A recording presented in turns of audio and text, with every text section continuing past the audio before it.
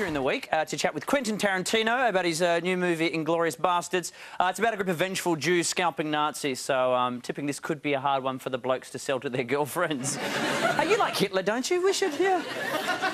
And you know, the interesting thing about it, because he's one of the world's biggest movie buffs, Tarantino, so it was like really great to talk to him. But I reckon, I was thinking about it, he'd be really annoying to go to the video shop with. You know, he'd be that guy going, seen it, made it. Quentin Tarantino is an Oscar winner and one of the greatest filmmakers of his generation. While working as a video store clerk, he made Reservoir Dogs, his bold film debut with an impressive cast on a shoestring budget. He was on fire at the box office with hits like Pulp Fiction, the love letter to blaxploitation Jackie Brown, and settled the score in Kill Bill. Now this walking encyclopedia of film puts a classic Tarantino twist on World War II. In the #1 box office flick, Inglourious Bastards. An American Secret Service outfit that lives deep behind enemy lines. You heard about us, you probably heard we ain't in the prisoner-taking business. We in the killing Nazi business. Cousin, business is a booming. Sure is.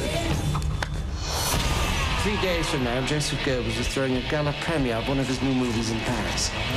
In attendance will be most of the German High Command. Basically, you have all our rotten eggs in one basket. The objective? Blow up the basket. Oh, yes. Earlier this week, Rove travelled all the way to LA to chat to Quentin. Right off the top, is one of the joys of promoting this movie the fact that you get to say bastards a lot?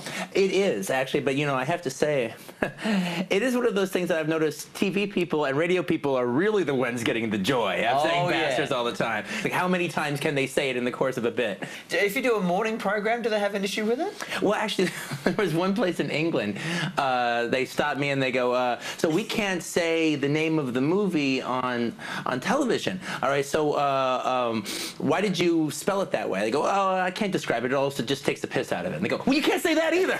I go, is this live? And they go, yeah. Well, then I just did. Well, the fact that saying it with an English or even an Australian accent, bastards. Yeah, exactly. It sounds a bit more classy.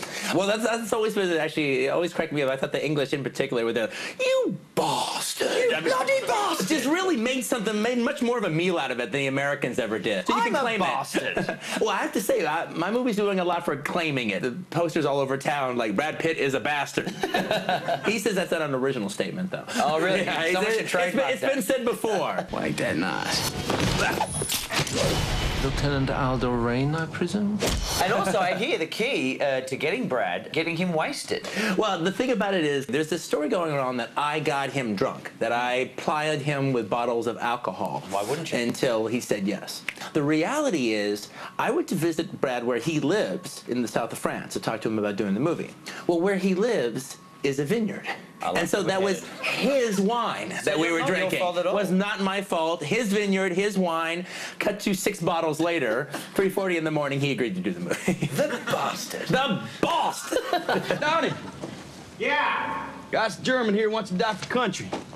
Oblige him. Now, also, too, you've, in this movie, again, come up with an ingenious way of killing people off. We've got scalping happening. Yes, exactly, yes. Do you think you'll ever run out of new and unique ways to kill people? To deform... We've had ears chopped off, we've had people shot in the face, we've had sliced up with ninja swords. Yes, now we're right. getting scalping. You are right. You know, I don't think I will ever run out of new and interesting ideas. Well, thank goodness. I don't know if any of those ideas are that new, all right? It's just new to me. Scalping is very old. I just got around to it, though. You don't see much scalping nowadays, though. Well, actually, that was one of the things, actually, was Westerns, they always, like, have scalping, but you never see it. They just talk about it.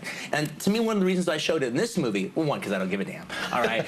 but also, part of the thing is the bastards, when they wipe out the Nazis, they desecrate the bodies. And I wanted you to see the desecration, because that's the goal. That's what they're trying to do, is have the other Nazis show up and see these bodies. They're like, oh, my God. What did they do to Fritz? Yeah. You know, and that starts scaring them. What did they do to Fritz? That was really nice. I like my little performance there, right? I just became a German. What did they do to Fritz? I just became a German soldier right there. That was just. I know it was. I hated to break it.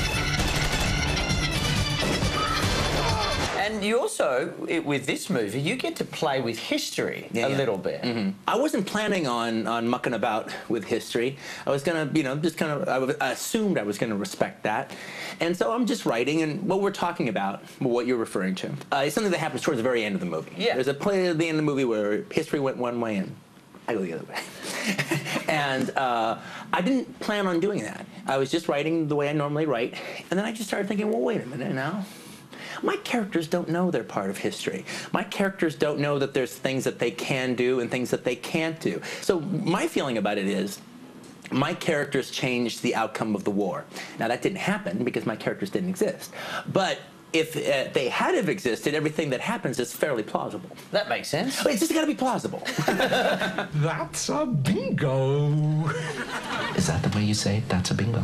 You just say bingo. I'm really enjoying you seem to have picked up a lot of Aussie lingo. You've said mucking around, you've said taking the piss, you've said no worries. Yeah. No, I have a lot of... Are you trying to be one of us? No, I'm actually trying Why? not... What's wrong with us? I'm trying not to do it so it doesn't look like I'm sucking up to the Australian host.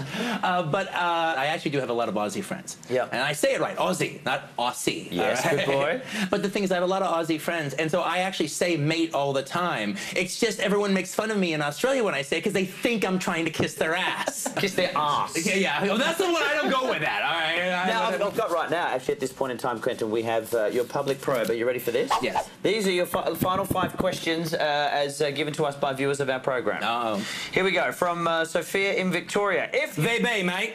Go ahead. Good boy. If you could be any historical figure, who would you be? John Brown. John Brown was the leader of the abolitionists in America, and he pretty much started the whole ball rolling of what eventually became the Civil War, as far as like freeing slaves. He's a cool American. Nice one, nice one.